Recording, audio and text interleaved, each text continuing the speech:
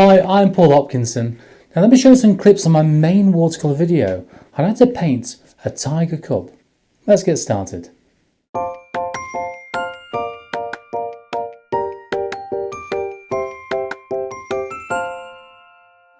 Right, I'm going to go straight for the lemon yellow. Get ready for this, it's going to be very bright. So lemon yellow first. Now, I tend to put lemon yellow on first or something like this because I can see it in the background of the colours. I can really look deep into the eye. I can see that in there. But this is going to act as a base as well. It's like a base layer. It's like a seal. I don't want it too sharp. I mean, it's fairly sharp on the photo actually. So, as I said before, what I tend to do when I'm doing a paintings review is that I don't like to study the painting too much beforehand.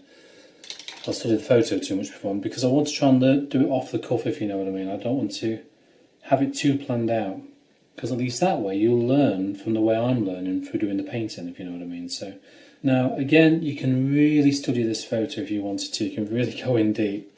So blacky brown colour, which is that one we mixed, that 50-50 mix. This is now to more of a creamy consistency because it's starting to dry in the palette. So I've just added a very tiny amount of water to it.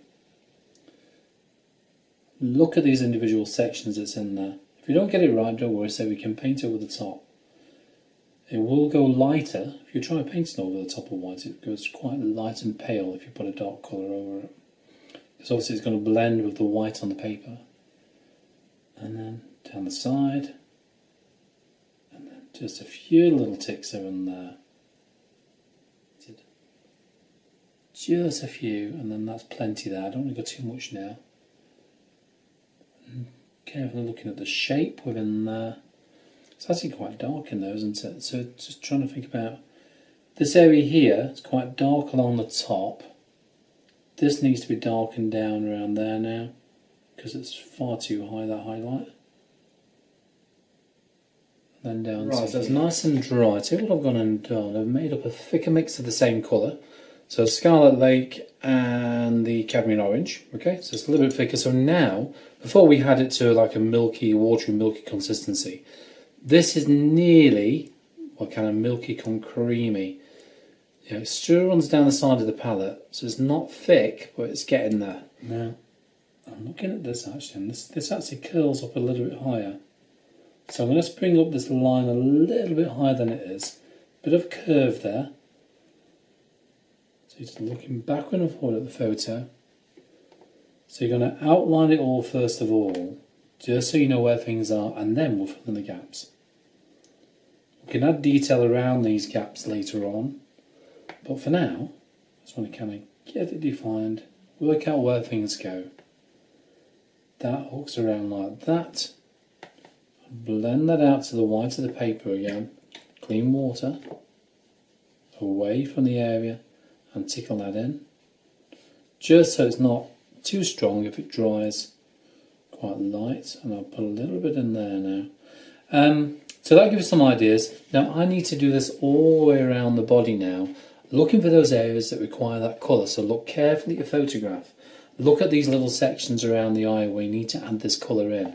Remember, this is just the foundation wash, just the first colour we're going to put on there. Just tiny, tiny, tiny, tiny taps, that's all you're doing. Think about the direction again, think about that clock face, because the hairs on the nose around this area here are very, very short. Alright, so bear that in mind. And when it branches down between the eyes here, you find the hair comes down like a pair of curtains. Alright, so there's like a pair of curtains there, and then kind of goes like a little bunch around this area here, and then starts to kind of spread out again towards the nose. Think about the centre of the nose and look at your reference marks. I can still see one or two underneath the paint here. Just as you can see, they're barely touching the paper with the tip of my kind of, well, homemade replicator brush, the replicator. That's all it is. But I want to make sure that we've already got an idea where the lines go, so we've already got the first layer of detail on. So we're looking at something like this. So you can blend it out. So that's basically what you've got, something like that. And that'll do for the dark areas of the light sections, if you know what I mean. So around all this area here, anywhere where you can see it's quite dark, without going to the black areas. Underneath here, remember? Down this section as well. So I'll add this colour in, ready for when we go in. Again, look at the direction the lines are going to go into. Crisscross them gradually as you go. Not big crosses like that, just gradual overlaps. Look at the length of the lines as well, kind of replicate the rough length that you can see. Don't make long lines if they're not long. For example, remember when we did the nose? Right, now we need to think about the feet. So I'm going to go for, remember that browny black colour? So we'll start off with that. So what we have got, we've got a bit of burnt umber and burnt sienna in there in case we need to kind of brighten it a little bit. So bear that in mind. So we may still use a little bit of that. Now I think what I might do is I'll start from the top. Too much paint on the brush, wipe it off with your finger. So I'm down the bottom here, and this is a thinned down version of the white again. So you can see how much paler it is down the side here compared to the brighter white of the much thicker white paint. Now when we get to the mouth, and I'm going to do it shortly, we're going to be using obviously the thicker white paint again. Just kind of work out where things go. Usual thing will apply. I do one side with you, and then I carry on do the rest. I'm looking to like a creamy consistency. Use the very tip of the brush. Just put a few in. There's one. Try and keep it nice and slim if you can. So there you go, that's how to paint a tiger cub in watercolour. So if you feel this is something just for you, come and join my members on Patreon and gain access to lots of exclusive content and all of that catalogue of information and videos that you can have a go at painting straight away. Hopefully I'll see you there. Bye for now.